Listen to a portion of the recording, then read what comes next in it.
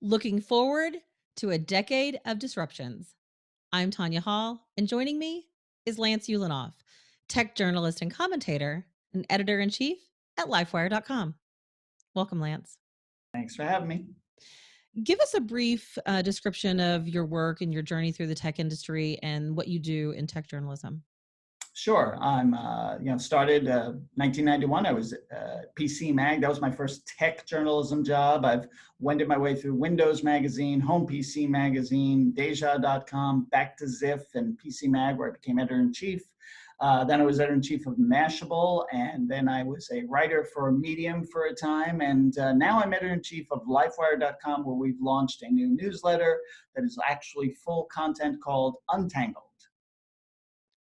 Looking forward to it.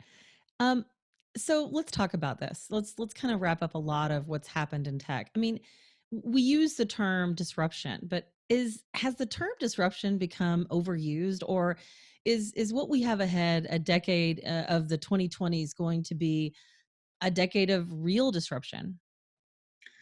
That's a, it's driven by what's introduced. We're in sort of we're in a kind of an uncertain time with technology because sentiment revolving around technology right now is not that good. A lot of people think, oh, it's done bad things to us. Social media, phones. So we're kind of in a space of entering, I think, recalibration, not necessarily disruption. But I do think we're going to be rethinking social media and how we use it. There's going to be new technologies for social media that may supplant what we do already, or may or probably be bought up by Facebook and become part of it. But our favorite social media platforms will certainly change in the next decade. But obviously, with lots of technology, this is going to be the decade of the explosion of electric cars and the explosion of autonomous cars, autonomous trucks, autonomous buses, explosion of solar technology and updates to battery technology, because so many of us are going to be relying on that. Uh, you know, Phone technology will keep changing, but it won't be so much disruptive as just kind of disappearing.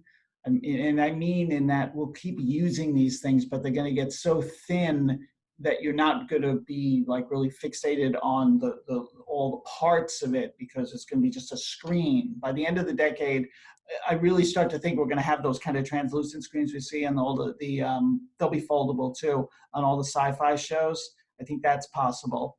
And I think that this is our V1 of C3PO comes sometime late in the next decade. So you mentioned a few of some of the most disruptive technologies, including autonomous vehicles. What I want to break down some of those, like 5G, spatial computing, maybe Mhm. IoT, medtech, AI, robotics. I mean, there's so many Okay. different ones to talk about. But you mentioned autonomous vehicles. Let's start there. What do we expect to see in the next decade, even in the next year? I mean, are we really going to have? I mean, is it really going to change the way we drive? Not in the next year, without a doubt, but it's over the next decade and certainly the next 5 years is going to be a combination of a lot more autonomous driving vehicles and technology built into the cars that we have that allow for autonomous driving, but also the sort of on the other side, the infrastructure to support that, because that's the thing that we're sort of, the laws and infrastructure are kind of a little out of sync, but I think they're going to sync up in the next 10 years where, we're going to, because everybody understands that there is a path forward for this, whether or not, here's the thing, depending on where you live, you really care about driving or you really don't.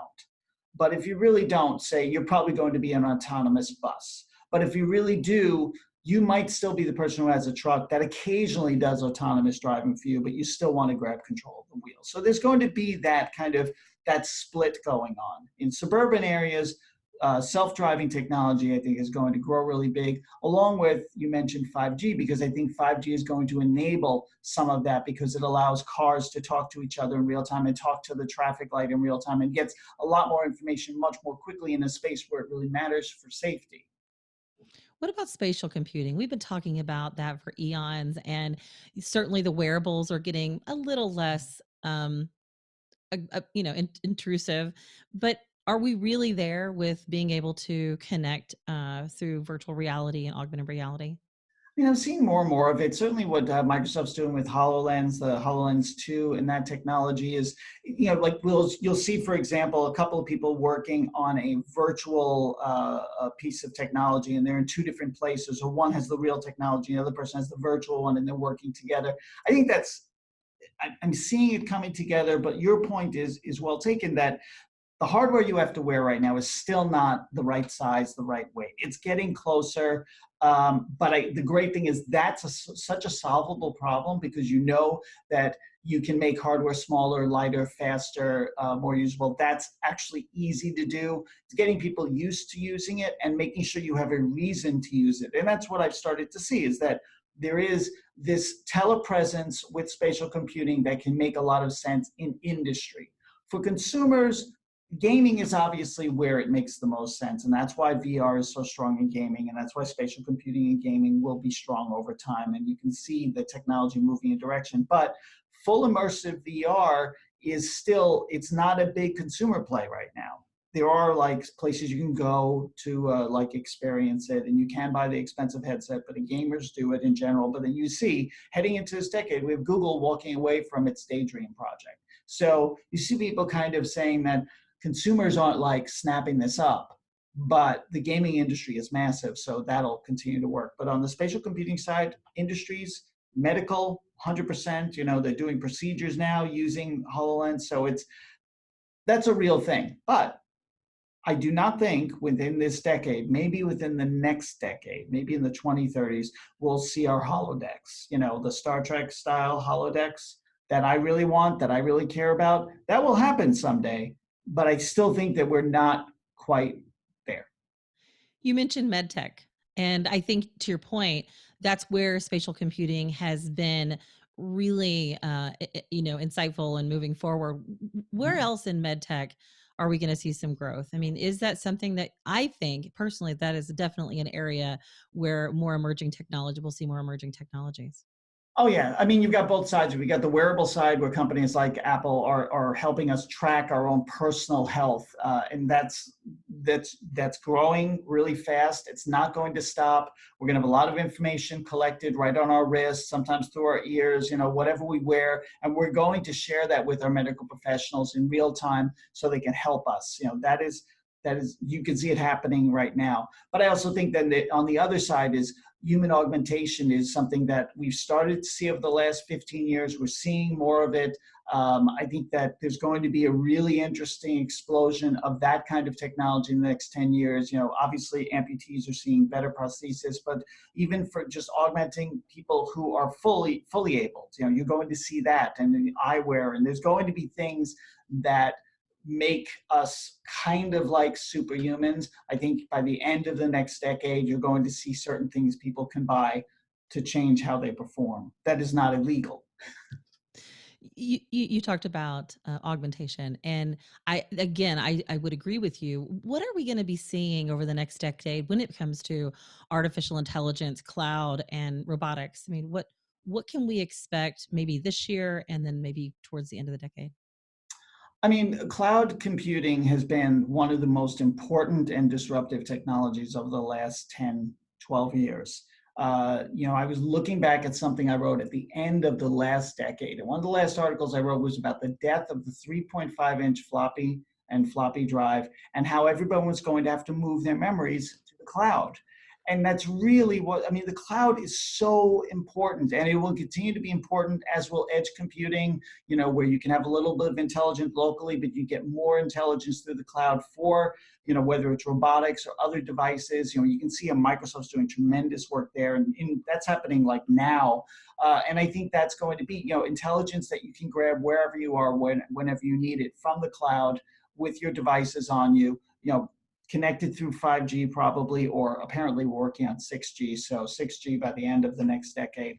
So all of that is coming together, I think, for, as much as people are concerned about privacy and all of that, there is going to be, by the end of the decade, it's going to be like the intelligence is all around us. You know how right now Wi-Fi is all around us, we can connect anywhere. Well, now think of sort of pervasive intelligence everywhere. I think that is the picture that we're going to see by 2030. So, will the biggest disruptions be driven by social issues, or do you think technological developments? Well, it's an excellent question. It's a tough one to answer because um, social perception of technology is at a weird spot right now. The recalibration around regulation and privacy is, we're right in the middle of it. It won't be solved until after the presidential election. I can guarantee you not a single person's going to do a thing about it, but they will. And so you'll see changes kind of wrought from that. But you also see right now companies taking a different approach. Now, Apple just updated its whole privacy page for consumers, so you can really look and see how they're handling it. And I think other companies are trying to do that. They're trying to make different choices about privacy and content. And there is a question that we mentioned that is the question of how is technology impacting young people? How soon does someone get a computer or a phone or a tablet or a wearable? And we don't actually have, still don't have the answers to those questions, but we're going to start to work that out. And we're going to try and probably work out ways to introduce technology to young people's lives and the rest of our lives in ways that don't interfere with development. So, what's the best way then to prepare for the likely disruptions that are coming in the 20s? Oh, I wish we could prepare. How do we ever prepare? We're kind of like, be flexible. But also, I always tell people the same thing. Don't assume that things won't change, because then you get stuck and you get frustrated when things do change. You get confused, and so instead, anticipate, expect change, accept change, adjust to it, figure out how it works or doesn't work for you, figure out if you should integrate it with your lives and your business or not. But make sure you understand it.